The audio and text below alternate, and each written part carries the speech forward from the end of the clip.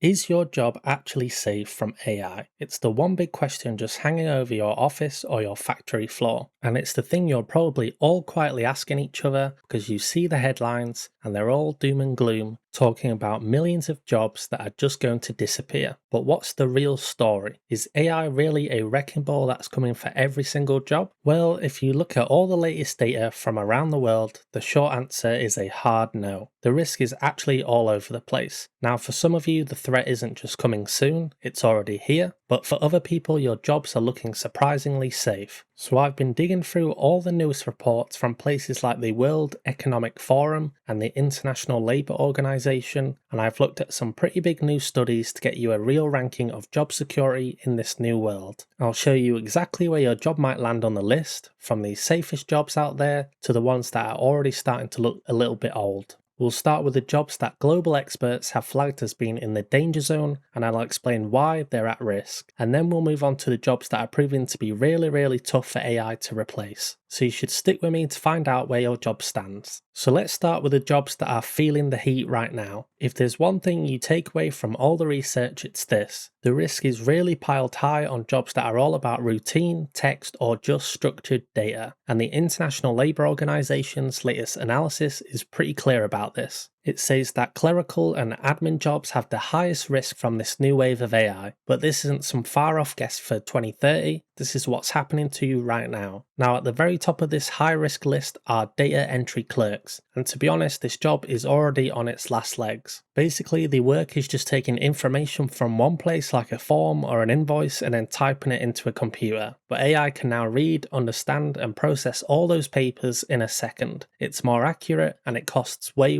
less.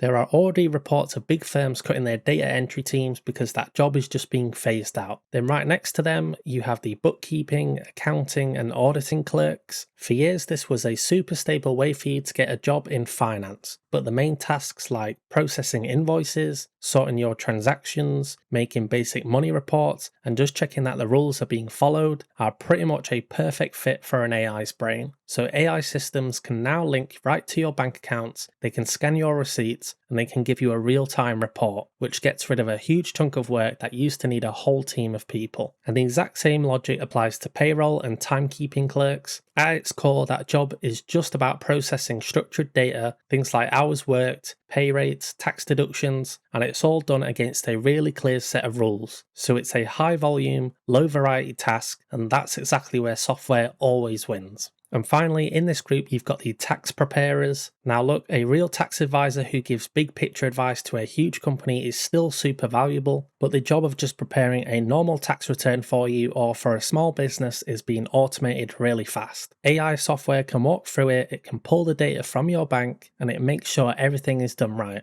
And that just cuts down the need for a human to do all the basic cases. But the risk isn't just about crunching numbers, it's also about processing words, especially if your job relies on a script or just a standard way of talking to people. So think about telemarketers and a lot of customer service reps. Call centers have run on scripts for ages, but now AI voice agents and chatbots can handle a huge number of your basic customer questions. And they can follow these scripts perfectly, they can work 24/7 without a break, and they can even figure out a customer's tone of voice to change how they talk. A report from the AI company Anthropic in early 2026, which looked at how AI is actually being used in the real world, put customer service reps right near the top of their list of jobs at risk. And next up are paralegals and legal assistants. A huge part of this job is just drafting the same kind of documents over and over, summarising long interviews, organising massive case files, and doing legal research. And these are all things that AI is getting really good at. So an AI can now search through thousands of legal cases in seconds, or it can write up a standard contract to buy a house from just a few prompts. Now this doesn't mean you won't need lawyers, but the support team around them is going to look very different. And this trend also hits proofreaders and copy editors. Now high-level editing that helps an author shape their big idea is still a human skill for sure, but the main task of proofreading, just catching grammar mistakes, typos and style errors, is something AI tools are really good at. For the massive amount of content that gets written online every single day, an AI check is often fast enough and good enough for what you need. So for years, everyone told you that your job was safe if it was creative or super technical. Yeah, that idea is pretty much out the window now, and the recent analysis from 2026 shows that jobs in information, finance, and science are actually surprisingly at risk. And this brings us to a job many of you thought was safe, the computer programmer. This one's a real shock, but the data is pretty clear. Anthropic's recent report, which was based on real-world use, lists computer programmers as the most AI-exposed job on the market. Seriously, it found that about 75% of their tasks can be helped by AI. So AI can write the code for you, it can fix your bugs, it can translate code between different languages, and it can even suggest better ways for you to build a program. Now, this doesn't mean programmers are finished, but the job of an entry-level coder is definitely shrinking. So the work is changing from you writing every single line yourself to you being the architect, where you just expertly guide and check the code that AI can create for you.